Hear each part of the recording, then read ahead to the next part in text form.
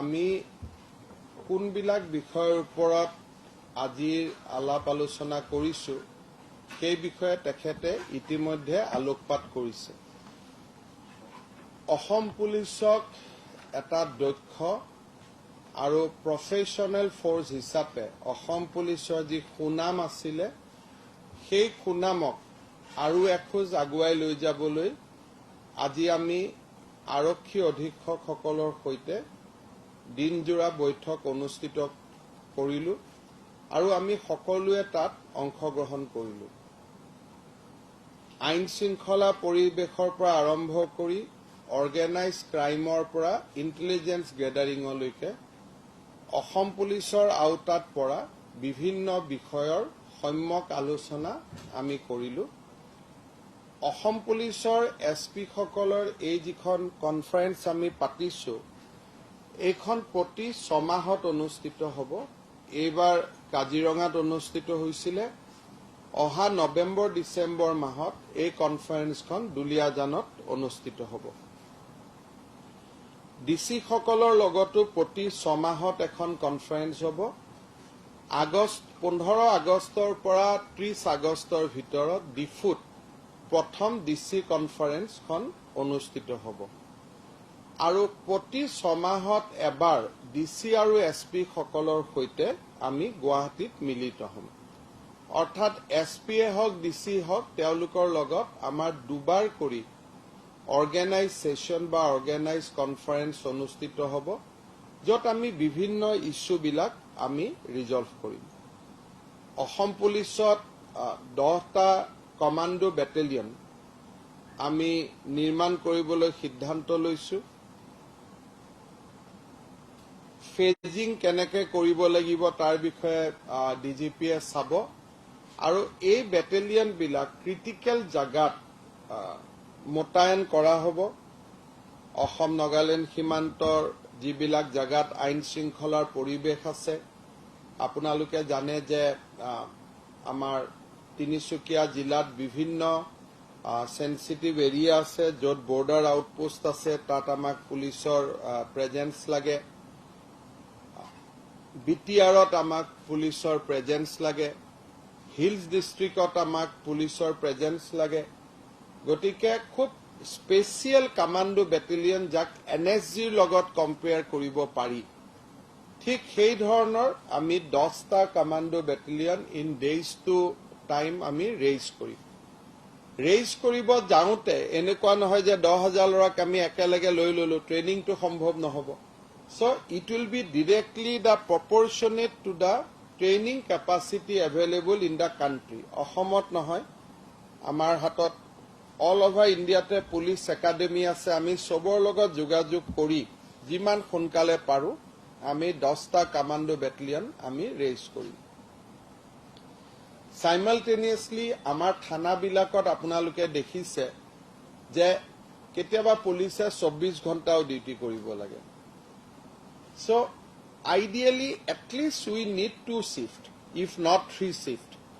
3টা shift হলেতো খুবেই ভাল আৰু এটা শিফটে অফ টাইম পালে আৰু ভাল। ৰাতিৰ শিফট কৰা শিফটটোৱে নেক্সট দিনাখন মৰ্নিং, কিন্তু সিমানটো আইডিয়াল পজিশ্যনত যাব নোৱাৰিলেও থানাত যাতে 2টা শিফট ডিউটি কৰিব পৰাকৈ পুলিচ আৰু SI ইন্সপেক্টৰ থাকে, তাৰ কাৰণে আমি আনাডাৰ ৰিক্ৰুটমেণ্ট ড্ৰাইভ আমি প্লেন কৰিছোঁ, যিটো আমি এই বছৰতে আৰম্ভ কৰিম। And all these will be under that 1 lakh job scheme, য'ত আমি 1 লাখ চৰকাৰী চাকৰি দিম বুলি কৈছিলোঁ। That will be part of this. So' গোটেই ৰিপৰ্টটো যেতিয়া আপোনালোকে পাব তেতিয়া গম পাব যে পুলিচত কিমান হ'ব, এডুকেশ্যনত কিমান হ'ব। বাট এজ অফ নাও পুলিচত আমাৰ ফ'কাছ আছে পেণ্ডিং কেছ কমপ্লিট কৰিবৰ কাৰণে সাব ইন্সপেক্টৰ, 10টা কমাণ্ডো বেটেলিয়ন আৰু 2টা শিফট থানা চলাবৰ কাৰণে এডিশ্যনেল মেন পাৱাৰ। ইয়াৰ ভিতৰত আমি চাই ল'ম যে 1 লাখত আমি কিমান দিব পাৰোঁ। But those will be our goal and will try to achieve that goal. 7টা নতুন FSL লেব আমি কৰিব খুজিছোঁ। এতিয়া আপোনালোকে দেখিছে যে আমি ড্ৰাগছৰ কেছ কৰিছোঁ, লাষ্টত 467টা মানুহ এৰেষ্ট হৈছে। কিন্তু গোটেইকেইটা কেছ চাৰ্জশ্বিট দিবৰ কাৰণে ফৰেনচিক ৰিপৰ্ট লাগে ফৰেনচিক লেব হৈছে এটা সময়ত ৰিপৰ্ট নাহেতো মানুহে বেল পাই যায় গতিকে আমি অহা 6 মাহত 7টা নতুন ফৰেনচিক লেব আমি অসমত স্থাপন কৰিবলৈ সিদ্ধান্ত লৈছো so that will be another step towards the modernization or giving lot of strength to the Assam police এইটো এটা ডাঙৰ কাম কৰিব আজি আমি এটা ডাঙৰ সিদ্ধান্ত লৈছো আৰু মই ভাবো মইতো আজি বহুত দিনৰ পৰাই ডিসিশনটোৰ কাৰণে ৰখি আছিলো বাট I did not got the opportunity earlier কাৰণ মই কেতিয়াও হোম গৃহ বিভাগ চোৱা নাছিলো আপোনালোকে যদি এভাৰেজ অসমত থকা বেটেলিয়নৰ পুলিচ বিলাকক চাই তেওঁলোক ঘৰত যাব সুবিধা নাপায় এক্সট্ৰাঅৰ্ডিনাৰী লিভ এটা তেওঁলোকে পায়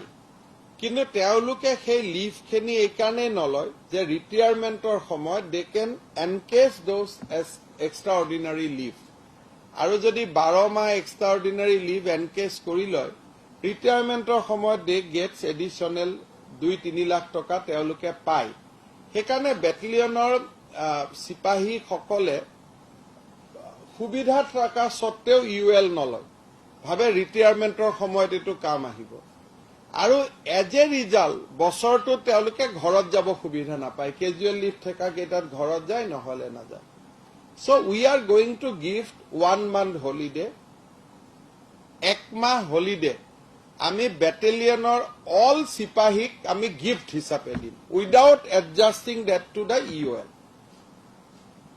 এক্সট্ৰাঅৰ্ডিনাৰী লিভৰ লগত আমি তেওঁলোকক এডজাস্ট নকৰো একমাহ তেওঁলোকে দেউতাক মাকৰ লগত থাকক পৰিবাৰৰ লগত থাকক লৰা ছোৱালীৰ লগত থাকক মেট্ৰিক পৰীক্ষাৰ আগতে লৰা ছোৱালীৰ লগত থাকক লৰা মাক দেউতাকৰ বেমাৰৰ সময়ত দেউতাকৰ লগত থাকক সো একমাহ আমি লিভ কৰিম আৰু এটা আমি কম্পালসৰি লিভ কম কোনবাই নাযাও বুলি কলেও আমি কম তা ঘৰত যা দেউতা আমাৰ লগত থাক গৈ একমাহ সো অল বেটেলিয়নত police people because they live in a battalion setup দেউতাক মাকৰ পৰা দূৰত থাকে ঘৈণীয়েক লৰা ছোৱালীৰ পৰা দূৰত থাকে সো এমাহ আমি তেওঁলোকক লিভ দিম except those that family battalionate quarterot ase ইয়াৰ যাব কতো নাই of course they will not get it so proper SOP এটা আমি বনাম যাৰ battalionate আছে গিৰিয়ে ঘৈণীয়েক একেলগে battalionত আছে এটো এটা বহুত দৰকাৰী নহব but otherwise আমি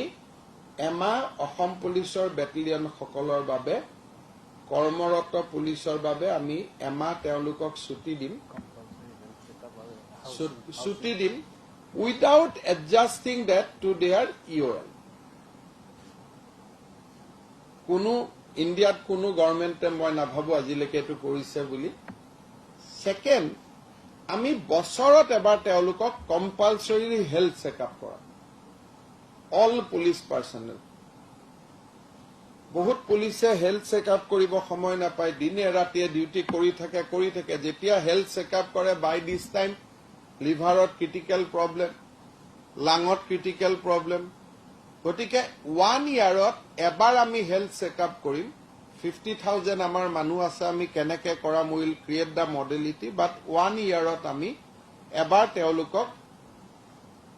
তেওঁলোকক হেলথটো চেকআপ কৰিম হেতু আমি এটা ডিসিশন লৈছো এই ধৰণে আৰু কেবাটাও অপাৰেশনাল এসপেক্ট আমি ডিল কৰিছো অসমত যাতে ড্ৰাগ ট্ৰেনজিট হ'ব নোৱাৰে অসমতো ড্ৰাগছ বিক্ৰী কৰা বাদ দিয়ক যাতে ড্ৰাগছৰ ট্ৰেনজিট ৰোড হিচাপে অসম থাকিব নোৱাৰে সেই কাৰণে ডেডিকেটেডলি কাম কৰাৰ বাবে উই হ্যাভ টেকেন ৰিজলভ কি আমি কাম কৰিম যাতে neither Assam will be available as a transit road consumption তো বাদ দিয়ক নট পসিবল সো আমি সেই ধৰণে কাম কৰিম অহাকালি মই আপোনালোকক কম যে আমি কিমান এচিভমেন্ট পাইছো যোৱা এটা বছৰত এটা মাহত but this is what we have resolve গৰুৰ চোৰাং বেপাৰ অসমত একদম নহব বেংগলৰ পৰা অসমত গৰু সোমাব নোৱাৰে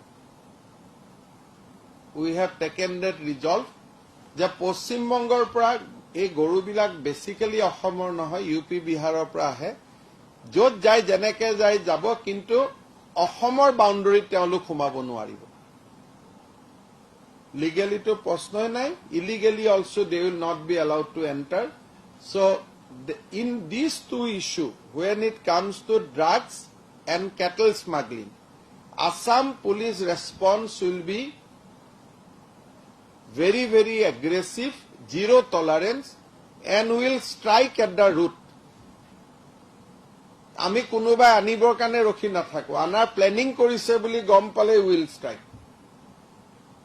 আনাটোৰো দূৰৰ কথা, আনাৰ আগতে will strike. So that is what we have taken a vow, we will walk that direction, and I am sure that under the leadership of our DGP Sri Mohanta and Special DGP Sri Singh, we will be able to achieve this objective. এই ধৰণে আমি দিনটোত আজি কথা বতৰা পাতিলো। আপোনালোকৰ যদি কিবা সুধিব লগা আছে সুধিব পাৰে।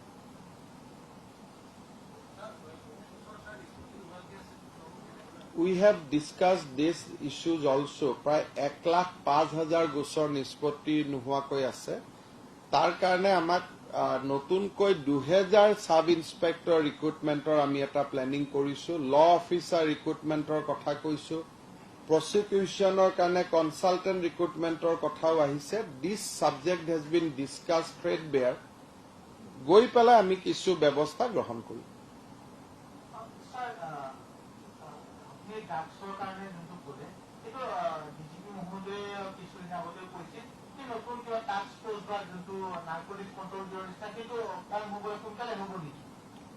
বৰ্তমান এছপি সকলক দায়িত্ব দিয়া হৈছে নিজৰ জিলাত যাতে ড্ৰাগছ নোসোমায়। বাকি ওপৰত কি ইনষ্টিটিউট হ'ব হৈ থাকিব, কিন্তু এছপি সকলৰ it is their duty to see and supervise যাতে নিজৰ জিলাত কোনেও ড্ৰাগছ নাপায় আৰু নিজৰ জিলাৰ বাউণ্ডৰী দি যাতে বেলেগ জিলালৈকে যাব নোৱাৰে। সো ডেট সেইটো কাম তেওঁলোক এছপি সকলে কৰিব লাগিব। নিজৰ জিলাটো বিক্ৰী হ'ব নোৱাৰিব, নিজৰ জিলা পাৰ হৈ বেলেগ জিলাত যাব নোৱাৰিব। তাৰ কাৰণে ষ্ট্ৰেটেজিটো আমি তেওঁলোকক কৈছো কি কৰিব লাগে। বাট so far as মানুহৰ লগত এইটোৱে কথা যে আপোনালোকে খবৰ পালে আমাক দিব, will strike at the root.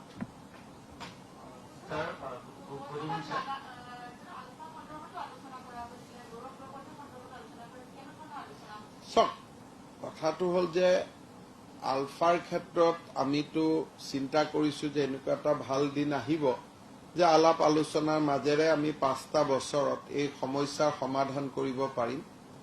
So এই কথাবিলাক আমি আলোচনা কৰিছো। মই আশা কৰিছো যে জুলাই মাহত কেন্দ্ৰীয় গৃহমন্ত্ৰী অমিত শ্বাহ ডাঙৰীয়া যেতিয়া অসমলৈ আহিব তেতিয়া এই বিষয়খিনি আমি আৰু অধিক খৰচি মাৰি আমি আলোচনা কৰিব পাৰিম।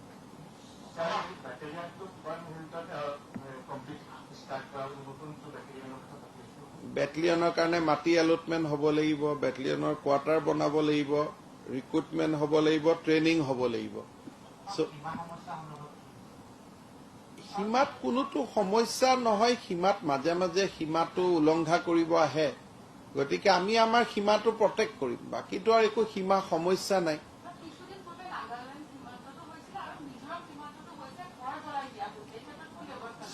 এই ক্ষেত্ৰত আপোনালোকে দেখিব আমি কি কৰিম, কিন্তু মোৰ কথাটো হ'ল যে অসম নাগালেণ্ডৰ সীমান্ত য'ত আছে তাতে আছে। সুপ্ৰিম কোৰ্টে কৈছে যে ষ্টেটাছ কো মেইনটেইন, সীমা সমস্যাটো নাই, সীমা উলংঘনৰ কথাহে আছে।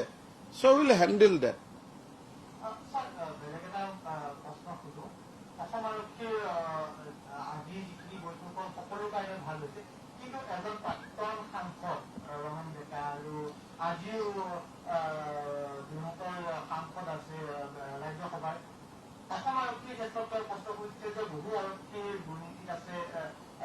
চক আমিতো ৰাজনীতি কৰা মানুহবিলাকো দুৰ্নীতিত আছো। গতিকে এইবিলাক কথা মই ভাবো যে কোনোবা এজন এছপিৰ বিৰুদ্ধে অভিযোগ দিলে সেইটোৰ তদন্তৰ নিয়ম আছে। যেনেকে ৰাজনীতি কৰা ব্যক্তিৰ ওপৰত অভিযোগ দিলেও তদন্ত কৰা নিয়ম আছে, সাংবাদিকৰ ওপৰত দিলেও তদন্ত কৰা নিয়ম আছে। গতিকে কোনোবাই যদি অভিযোগ দিয়ে পেপাৰত বিবৃতি নহয়, কাৰণ অভিযোগ দিয়া মানুহজনে অভিযোগটো সাষ্টেইন কৰিবৰ কাৰণেও সাহস থাকিব লাগিব। যেতিয়া তেওঁক উইটনেছ হিচাপে মাতিব তেওঁতো নিজৰ ষ্টেটমেণ্টটো ৰেকৰ্ড কৰিব লাগিব গতিকে কোনোবাই যদি অভিযোগ দিয়ে এই ক্ষেত্ৰত ব্যৱস্থা লোৱা হ'ব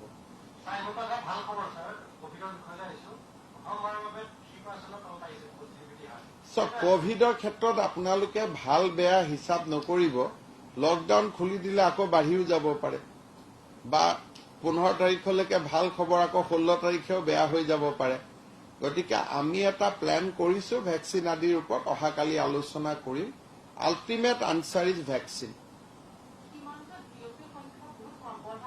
সব গম পাব লাহে লাহে আৰু অসমে নিজৰ সীমা সুৰক্ষিত কৰিব মই ইমানে ক'ব পাৰো তাতকৈ বেছি ইলাবৰেচন নালাগে বাট অসমে আমাৰ ৰাজ্যবিলাকৰ লগত উই ওৱান friendship we want to live in a spirit of seven sister আৰু সেইকাৰণে মই ভাবো আমিও মিজোৰামক দুৰ্বল বুলি ভাবিব নালাগে আৰু মিজোৰামেও অসমক দুৰ্বল বুলি ভাবিব নালাগে so in that spirit will work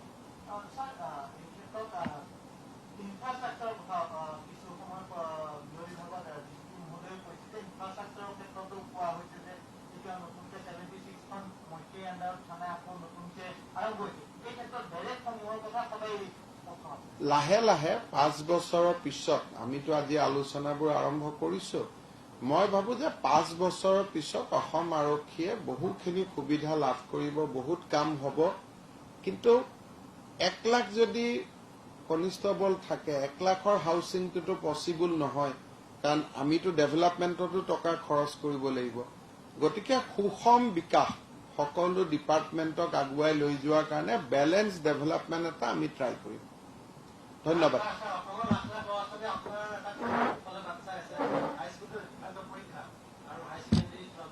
সব ষ্টুডেণ্টৰ কাম হ'ল পঢ়া ষ্টুডেণ্টে পঢ়ি থাকক না